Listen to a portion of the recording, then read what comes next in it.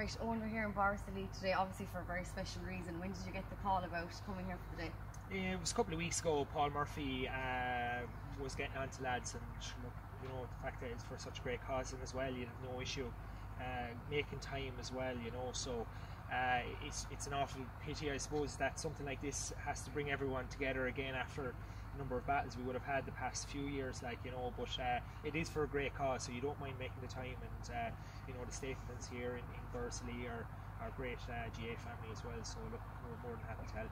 Speaking of battles down through the years, have you any, I suppose, favourite standout one? I think the 2014 All-Ireland, obviously personally, is my first All-Ireland playing as well, first one that I won on the field of play, so that was just a bit extra special. And there's been, you know, just a number of, I suppose, battles with Tip, but that one I think stands out because in either game it could have went, you know, Tip could have won it on certain occasions, and obviously during the drawing game Bubbles missed that free at the end as well, so just that bit of controversy that was, you know, associated with that as well, so the whole thing, and we were quite lucky to probably come out on the right side of it, so from because of that one, I think, yeah, it's just a bit extra special. I suppose you're notorious for these saves that you have done through the years. Is there anyone that would stand out most to you? Is there anyone that you're genuinely proud of? I know a lot of people speak highly of you and your saves, but I was asked this recently enough, and I think probably because of importance and stuff like that, there was a number of saves I made throughout both of those games, and they weren't necessarily, I suppose, spectacular or anything like that, but they were just vital at those times in the game. And you know, my favourite one wasn't really necessarily a save, it was sort of a half-blocked Shamie Callan with my head, and he was coming through on goal, he was hand-passed, and he sort of shimmied me, I was gone one way, and I dived across and sort of got in a bit of a block with my head, shoulder, and the ball spilled out wide, I think it was, or for a 65, I think Paul Murphy basically just scooped it off the line. So that was at a vital time, there was about 5-10 minutes left, so, you know, it would have just swung the pendulum into Tipperary's advantage, like, so that was probably my most favourite, like, you know, but just because of his importance alone, you know. And I suppose this year you've been vital for a few saves, which has gained yourself an All-Star nomination. Yeah, that's coming up in a couple of weeks. It's actually the night before this as well, so I'll have to take it handy at that to be ready here for the night after, because I know, look, Lar was waving the green flag there, so he was telling me he was going to score a few on the Saturday night. He scored enough on me now over the few years, so I actually told him he can score points as well, like, he doesn't have to keep going for goals, like. Yeah. So who are you looking forward to here, I suppose, if you're playing Tipperary, what battle are you looking forward to be seeing up there? Well, definitely getting back out in the field with Brendan again, because he would have been one of my heroes as a goalkeeper growing up, and you know, he himself and a number of keepers around his time probably brought it to another level. And look, you know, I'll tell you a funny story, I suppose, about Brendan. 2013 league final was my first major final with Kilkenny, and we played him down in Nolan Park, and I was disappointed Brendan wasn't playing on the other goal, but after the game I made sure to go up to him and you know, I suppose say hello sort of a thing, but I was too nervous to actually ask for his jersey. But it turns out afterwards the Tipperary kit manager, Hot Pint, had got his jersey and asked our kitman Racker to change, and I was absolutely buzzing with that. Now I wouldn't tell him down there, like, but you know, I still have that jersey at home, and you know, so looking forward to getting out in the field with him, and you know, even all the, you know, the past Tip players as well, the likes of Lar Corbett were absolutely phenomenal as well, and Owen Kelly. So yeah, but as long as they just keep putting the ball over the bar, I don't mind too much.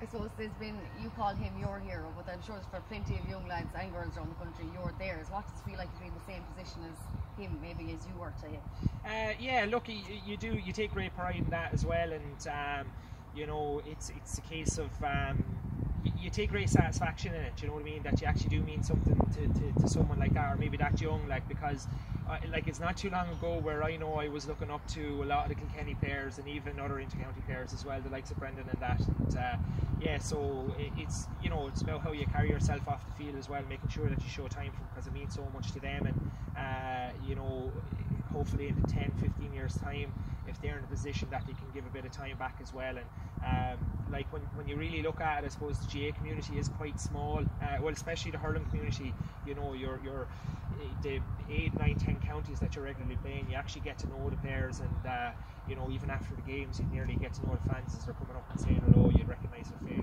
faces after a few years. This was your league champions this year, and you're going in next year as league champions, but the championship wasn't so I suppose, great for you this year. What are you looking forward to doing next differently? No, it wasn't. Look, I suppose we may have left behind, I suppose, the first Leinster final. Galway didn't play up to their, I suppose, usual standards that day, and we felt we maybe have missed a few chances in the first half when we were on top, like, so. You know, but it's so competitive, like, you know, and I think really in the league you need to hit the ground running, obviously, and because momentum is a massive thing, and you know, once you're winning those games, you can give the young lads a great bit of confidence as well, and you know, you can come out on the right side of games where, look, you might usually lose by the point or two as well, so, but you have to take advantage of home advantage as well at the same time, like, you know, you see how hard it is to go away. You know, we went up to Salt Hill, Galway obviously beat us very handy, and you know, we went up to Dublin, and it was just a ferocious game, like, you know, we're quite lucky to come out on the good side of things, like, so.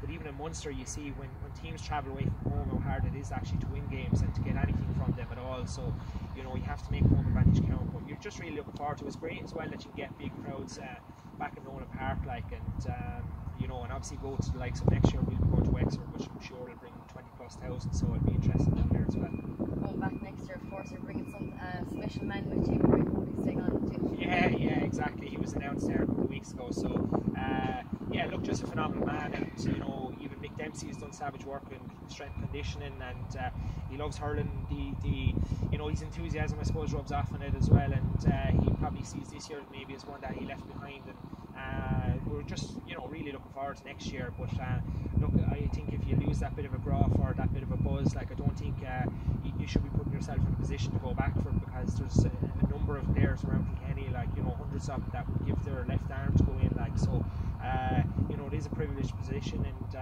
yeah, we do enjoy it. It's not a sacrifice at all, because if I wasn't doing it with Kilkenny, I'd be doing it with my own club at home, like. Thanks very much. No hassle.